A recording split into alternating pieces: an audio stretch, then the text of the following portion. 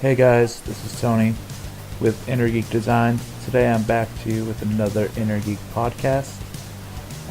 Today I wanted to talk about a topic that I've kind of thought about a lot, and listening to the recent Broman podcast, it kind of clicked in my head that, this might be a good topic for graphic designers also, and that is, how do you network today? Um, the thing is, today a lot of people think of networking as social media only, which, let's be honest, social media does a lot for us today. A lot more than people are used to. But it's not the end-all be-all, I would say. There are some things that you still need to have a personal touch for. So let's start with social media, since it's the big one. It's the one people are going to think of. They're going to get the most value out of. But there is a trick down the road that I would stay for the end of the podcast to learn about.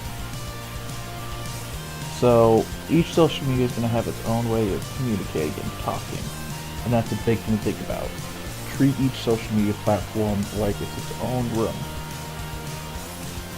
So if you're on Twitter, think of it as the water cooler of social media. So it's where everyone gathers, has a talk, but you don't want to just start to have that conversation. You want to jump in middle conversation so people recognize you if you're on another person's tweet or something. Also on Twitter, if you want, you should do a lot of videos. Videos are kind of taking off. I see that Twitter's pushing them more than usual. There is a limit to how long you can have a video on Twitter, just like the rest of Twitter. There's a limit to how much you can write, etc., etc. Photos also do well. I would try both of those. Try mixing them, matching them. Maybe do a time lapse of work you're doing, or show some work you've done, or show some progress maybe. I don't see a lot of designers doing that, and I think that'd be a great way to do it. Show some progress, break down that wall, and show what it actually takes to make this design work. Instagram is a huge one a lot of people use as graphic designers, and it's a great platform to use. I love Instagram. I think it's one of the best platforms we've had in a long time. Again, you gotta start commenting on people, build a conversation. Just don't say, hey, look at me, I'm a graphic designer, you should hire me. Build a conversation, build a relationship. Again, videos, they're doing really good on Instagram. I'm doing a lot of time lapses on there. They're getting me a lot of traffic, a lot of exposure.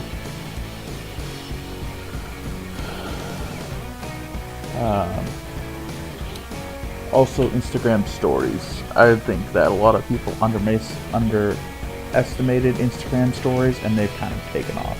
I use them as a way of people sitting behind the veil of what goes into my design, what I'm working on in-house, what I'm working on freelancing, and when I'm going live. I think it's great for that. It's great for personal communication that you would otherwise fill people's feed up with. Facebook is a hard nut to crack right now. Facebook pages are kind of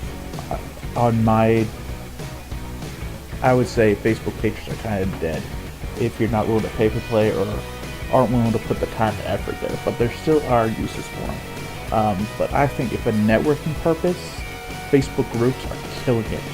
You can find a niche down to where I'm in a couple of them. They're Charlotte small business groups.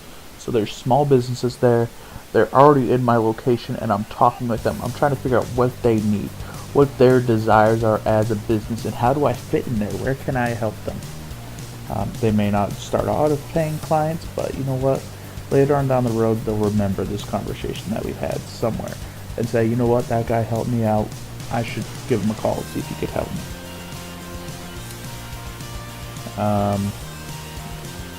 And there's so many other social media platforms. LinkedIn's great. LinkedIn's really good for business to business. Like, if you want to really figure out who you need to communicate with, you should be on LinkedIn trying to figure out who works at that company and what position they are for you to talk to. Also, LinkedIn groups are great. Those are the same thing as Facebook groups, just LinkedIn's version. There's one thing that many designers aren't doing that I think they should be doing, which is called a network group. Now, these are local groups in your city. There's plenty of them. Some of them, a couple of them are usually free, but a lot of them you have to pay for. They're local groups that you meet monthly, and usually they will only have one seat available per industry. So this is a good way to get your foot in the door for local businesses, reach out to them, kind of talk with them, figure out where their head's at, and start building these relationships. That's the thing that people think about networking, is that it's just, here's my card, will work with me. That's not how it works. You gotta build a relationship. You gotta make sure this person trusts you when they finally sign off a check with your name with lots of money. So I would try some of these methods. Figure out what the best way for you to network is. Go out there, communicate with people, tell your story, and try to stand out against the crowd.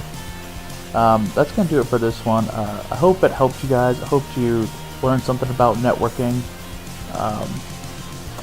And I'll see you guys in the next podcast. Bye.